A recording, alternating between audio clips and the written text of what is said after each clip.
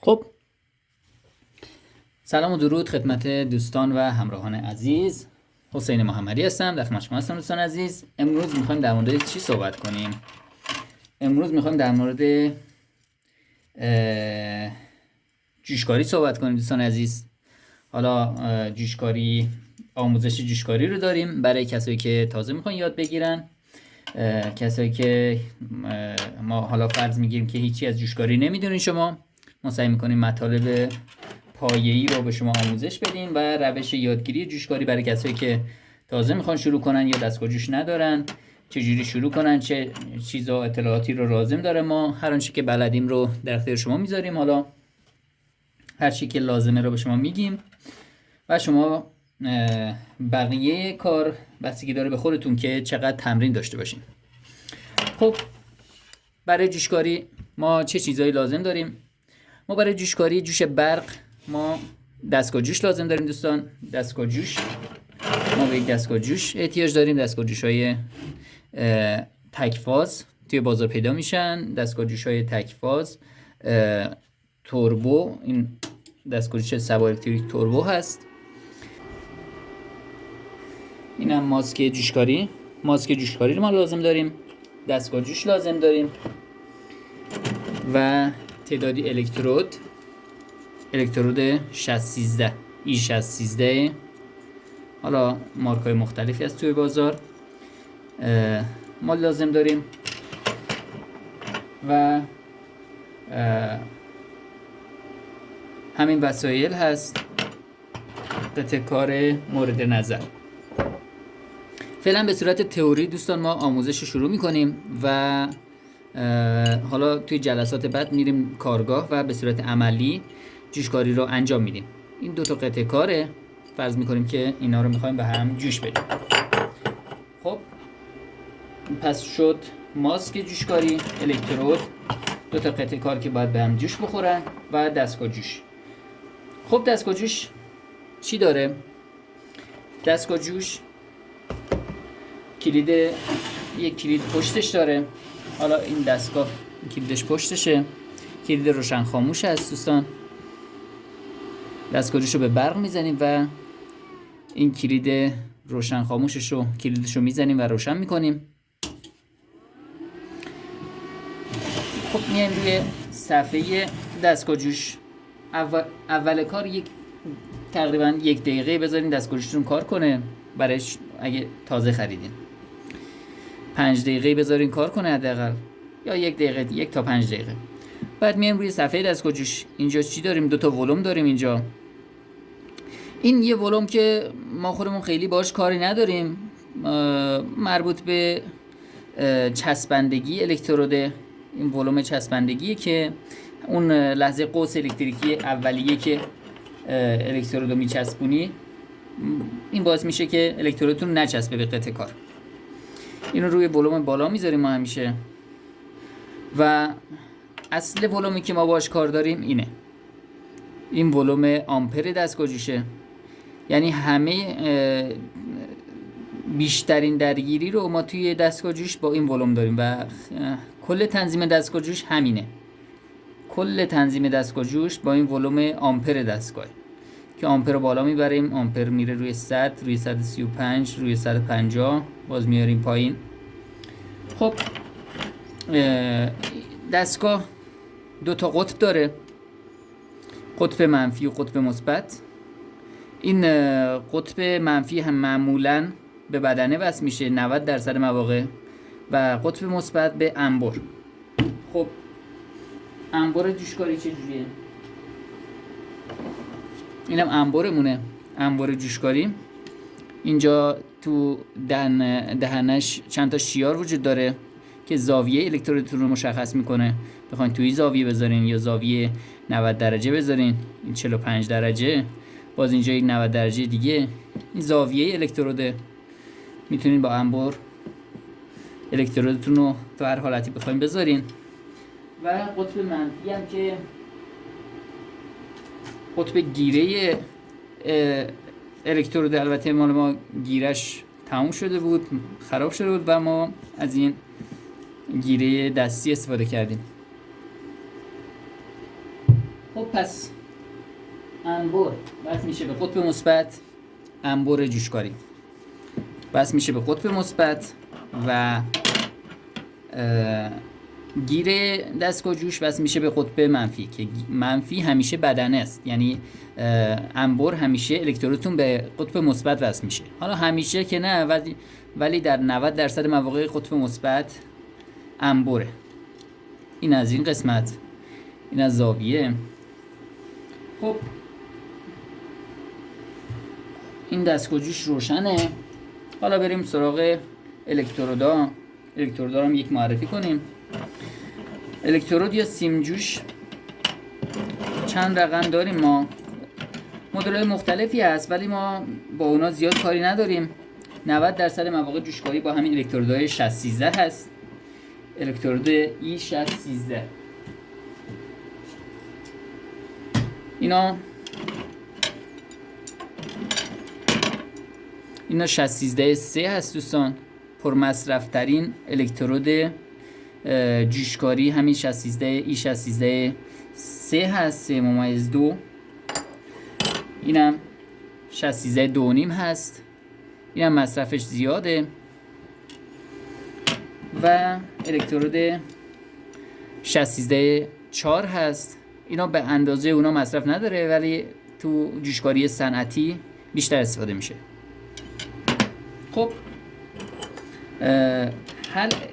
هر الکترودی دوستان آمپر خاص خودشو داره، ولی آمپر کلن آمپر دستگاه، این آمپر ما یک چیزی که باید خودتون کم کم دستتون میاد که آمپر رو چی بذار. مثلا ما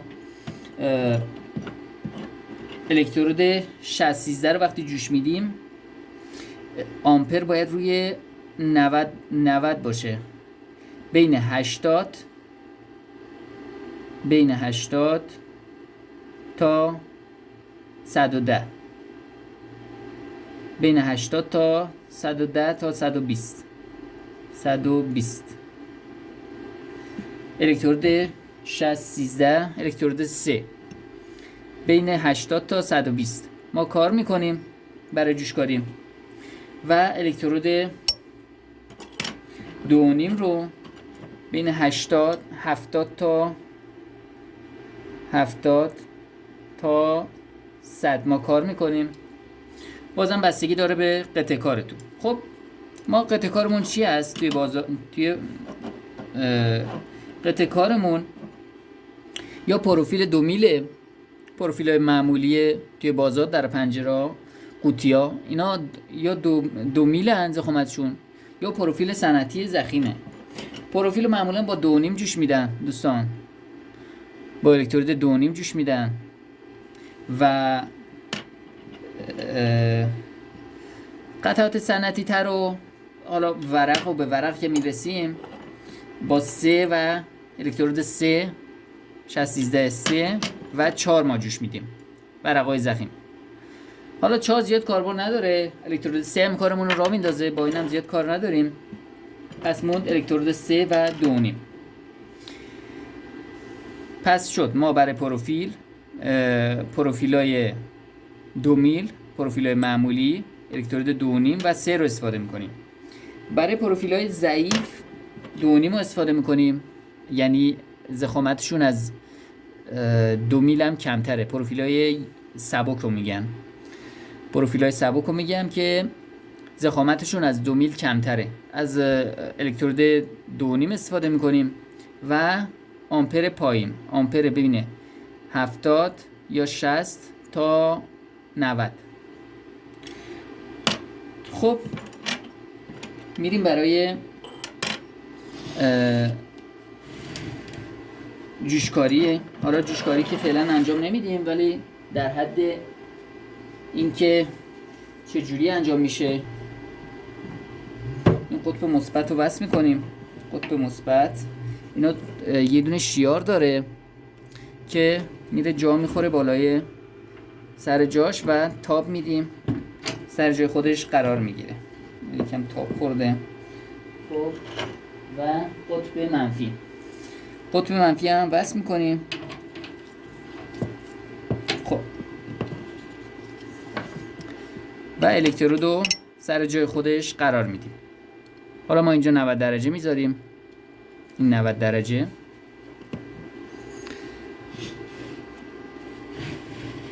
و میریم برای جوشکاری. البته الان جوشکاری انجام نمیدیم دوستان، اینا فقط حالت جوشکاری رو بهتون میگم که به چه شکل هست. آمپر رو برای ورق، ببینید آمپر رو یه بار دیگه بگم، همه چیز آمپر دستگاه دوستان. آقا همه چی آمپر دستگاه. شما میای برای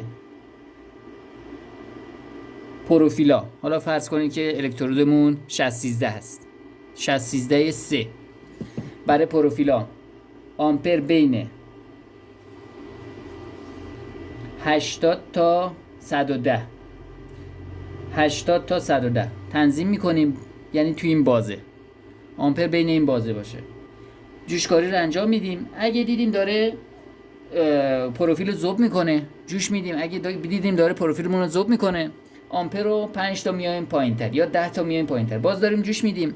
اگه دیدیم الکترودمون داره میچسبه باز آمپر رو 10 تا میریم 5 تا میریم بالاتر، تا اینجوری تنظیم دستگاه دستتون بیاد دوستان. اگه میبینید الکترودتون شعله میندازه، پاشش زیاد داره و داغ میکنه، خیلی داره آب میشه تون تون، آمپر رو میاریم پایین. اگه میدین خیلی داره میچسبه آمپر رو باز میریم بالا. این روند رو ادامه میدین تا یک آمپر درست دستگاه دستمون بیاد. خب فرض کنیم ما میخوایم این دو تا قطعه رو به هم وصل کنیم. جوشکاری تخت رو داریم، جوشکاری تخت که به این شکل است، جوشکاری تخت، دو تا قطعه رو به صورت تخت داریم به هم جوش میدیم. جوشکاری افقی رو داریم، دو تا قطعه رو توی حالت افقی به هم جوش میدیم. جوشکاری سربالا یا عمودی رو داریم که دو تا قطعه رو به این حالت میریم جوش میدیم و جوشکاری سقفی رو داریم که دو تا قطعه به این شکل سقفی به هم جوش میخورن. خب دوستان حالا این دو تا قطعه مونه، این میزمون هم فرض کنیم فلزیه، ما انبر اتصال رو وصل میکنیم به میزمون، میز فلزیمون و اتصال برقرار میشه و با یک قوس الکتریکی ما جوشمون رو شروع میکنیم، الکترود رو روشن میکنیم. ببینید دوستان الکترود باید قبل از شروع جوشکاری گرم بشه و معمولا با حالت یک نقطه‌ای یا قوس یا حالت کبریتی قوس الکتریکی ایجاد میکنن به این شکل، کبریتی و نقطه‌ای روی قطعه کار یا روی میز. حالا میز معمولا یک جا رو انتخاب میکنن که با قوس الکتریکی اونجا رو معمولا جوش زیاد دادن، یه جایی رو انتخاب کردن روی میز که برای همین کار، برای روشن کردن الکترود، چه حالت کبریتی چه حالت نقطه‌ای. میریم برای جوشکاری دوستان. جوشکاری شما یک زاویه‌ای رو باید این جوشکاری رعایت کنین. زاویه جوشکاری این الکترودمونه، ببینید دوستان این الکترودمونه، این زاویه 90 درجه است. خب به اون فرض کنین این خط شروع جوشکاریمونه، اینم پایانه، خط پایان جوشکاریه. اینا رو میخوایم به هم جوش بدیم. این زاویه 90 درجه است، ما الکترود تو این تو زاویه 45 درجه، ببینید حالا تو این حالت هم نشون بدم، این که 90 درجه است، این که خط پایانه، از اینجا میخوایم جوشکاری کنیم به این شکل، زاویه 45 درجه، زاویه 45 درجه تا 30 درجه ما الکترود رو نگه میداریم با انبر تو همین زاویه رو حفظ میکنیم و شروع به جوشکاری میکنیم. ما الکترود تو اون حالت نگه میداریم و شروع به جوشکاری میکنیم به این شکل شروع به جوشکاری میکنیم. جوشکاری یه طوریه که باید با ذوب شدن الکترود روی قطعه کار اول و ذوب شدن همزمان قطعه کار و حرکت به سمت قطعه کار دوم این مذاب ها رو به هم وصل میکنیم و یک حالت زنجیری شروع میشه، ایجاد میشه روی قطعه کارمون و به صورت زنجیروار به هم وصل میشه. الگوهای جوشکاری به چه شکل هستن؟ معمولا الگوهای بی‌نهایت وجود داره، الگوی زیگزاگ وجود داره، به صورت زیگزاگ یا حرکت بی‌نهایت میرن یا حرکت مثلثی میرن، ولی در کل یا حرکت یو میرن، یو شکل یو انگلیسی به این شکل میرن.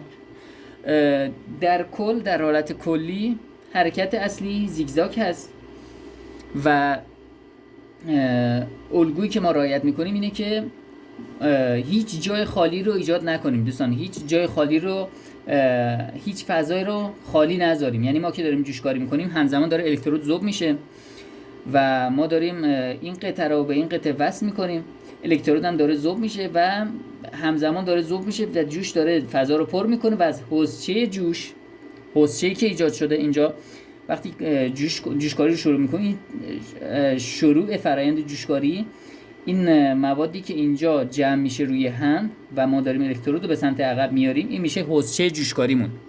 حوضچه جوشکاری که ایجاد شد، از پشت حوضچه ما شروع میکنیم میایم پایین به این شکل، این حرکت به این سمت و این سمت همزمان حرکت میکنیم، به این شکل، به این حرکت، به این حرکتمون ادامه میدیم تا انتهای مسیر، به این حرکت ادامه میدیم تا انتهای مسیر.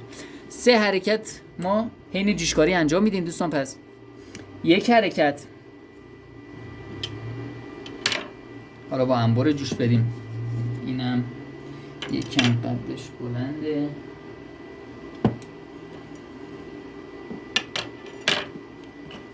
و با این انبر جوشکاری 3 حرکت ما انجام میدیم دوستان.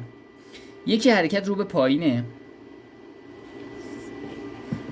یکی حرکت رو به پایینه، چرا؟ چون داره الکترودمون مصرف میشه. یکی حرکت رو به چپ و راست همزمان، چرا؟ چون قطعه کارها رو به هم وصل کنیم. و یه حرکت رو به پایینه، رو به پایین یعنی جهت خط پایان. برای چی؟ برای اینکه ما قطعه کارها رو که داریم به هم وصل میکنیم به خط پایان هم نزدیک بشیم، همزمان جوشکاریمون تموم بشه. پس 3 حرکت ما داریم انجام میدیم همزمان. حرکت رو به پایین، حرکت رو به چپ و راست به صورت زیگزاگ، یو شکل، بی نهایت یا مثلثی، و حرکت رو به پایین جهت تموم کردن قطعه کارها و خط پایان. پس ببینید دوستان،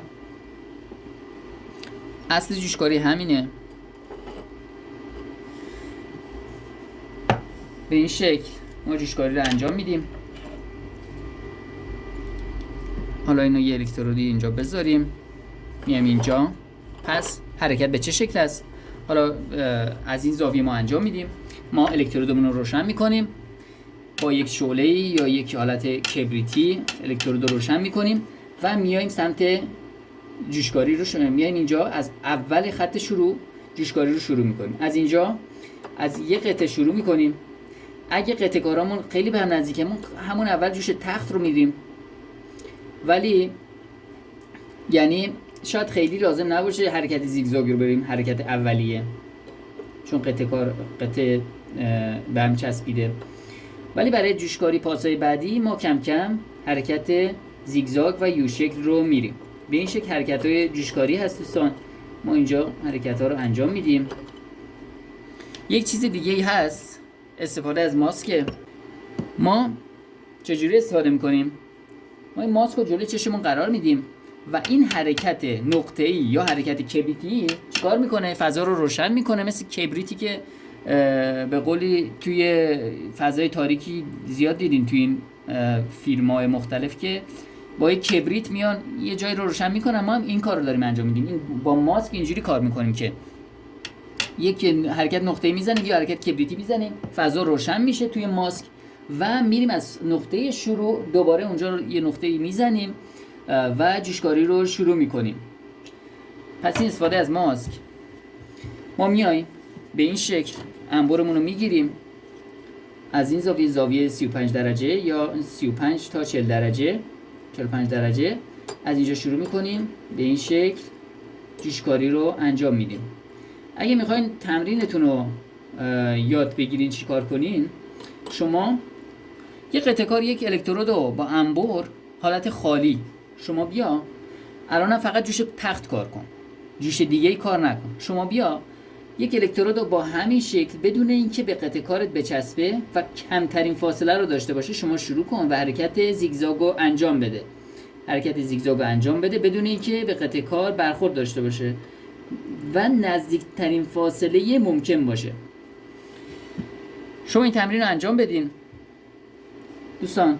پس چی شد؟ میای از اول قطعه کار رو شروع میکنی به جوشکاری فرضی و حالتی که حرکت یو شکل رو داری میری و الکترود به قطعه کارت برخورد نکنه.